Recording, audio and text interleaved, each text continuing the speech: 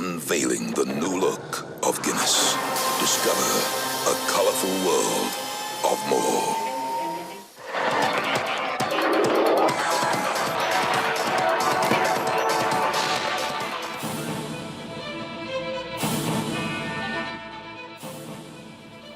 Now to our sports news. Argentina coach Alejandro Sabella has refused to confirm reports that he will quit his role after the World Cup final against Germany. The 59-year-old agent, Eugenio Lopez, claimed on Friday that the former Sheffield United man will step down from his position regardless of the result against the Germans at the Maracana.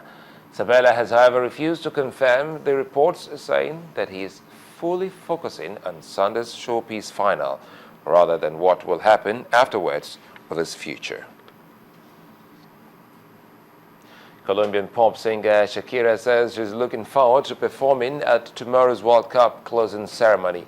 The 37-year-old will perform her song alongside Brazilian percussionist Carlinhos Brown ahead of the match between Germany and Argentina. It will be Shakira's third consecutive time of closing out football's biggest competition. Reasons that makes me feel so excited about being here is the fact that it's Brazil, it's my Brazil.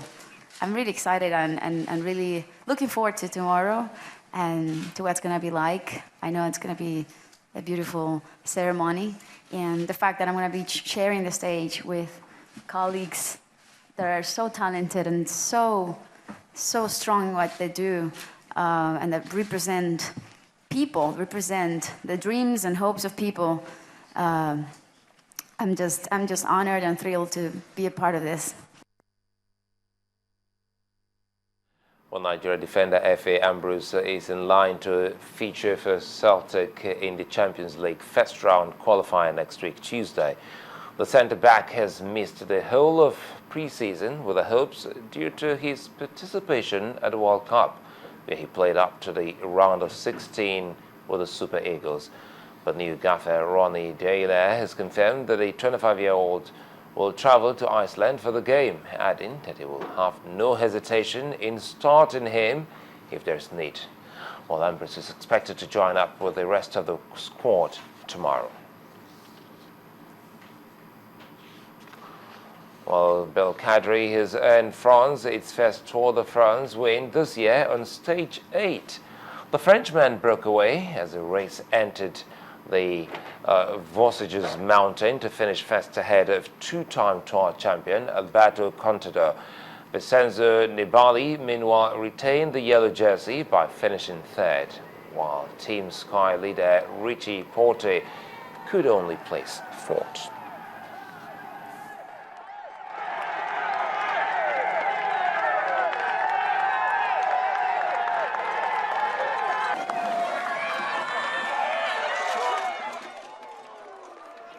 Olympic champion and world record holder David Rudisha of Kenya today secured an emphatic victory in the men's 800 meters at the Diamond League event in Glasgow. The 25-year-old dominated the field to win a time of 1 minute, 43.34 seconds, equaling the world leading time set by Asbel Kirprop in Paris last week.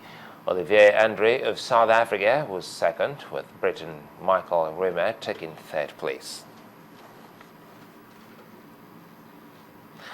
Now, Brazil's World Cup campaign has ended on a disappointing note after losing 3-0 against Holland in the third-place match. Now, Robin van Persie scored from the penalty spot on 3 minutes before Dolly Blind bagged his first international goal with a nice control and finish in the 17th minute. Brazil came out fighting in the second half but lacked a cutting edge in the final third to open up their opponent. And Ronaldo wrapped up the points for the Dutch on the 90th minute.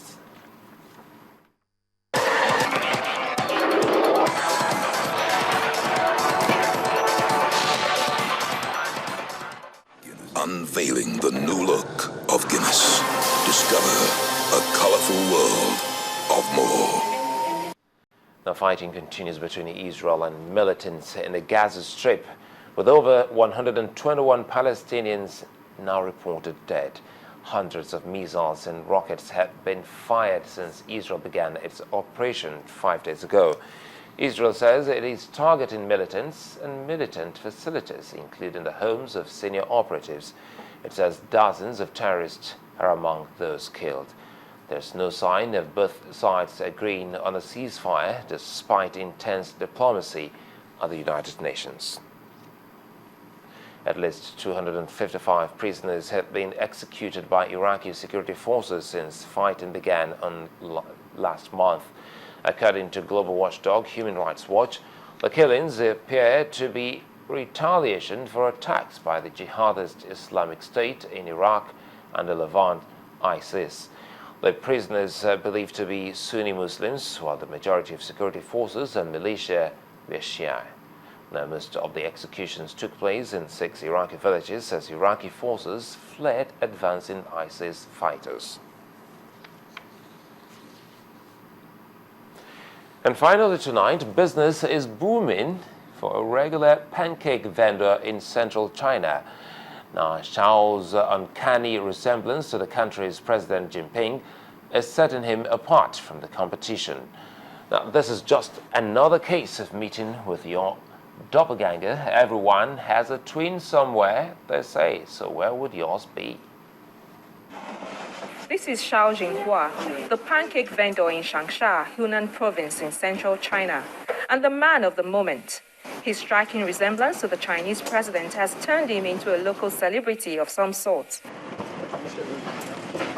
Here, 44-year-old Xiao tells his story. This has always been my pancake stand since 2009. But now that Uncle Xi Jinping is president, they are all paying attention to Uncle Xi Jinping. Students walk past my booth every day, and one day, a student said I look like President Xi Jinping and took a photo. Words went out. That is how it all started. And ever since, patronage has been on the increase. Customers queue to get some of his signature pancakes and take snapshots with him. I think the bottom half of his face, and especially his mouth and his expression when he smiles, really resembles him. Xiao hopes that one day when the president is in his province, the Chinese leader would stop by and have a bite of his pancake.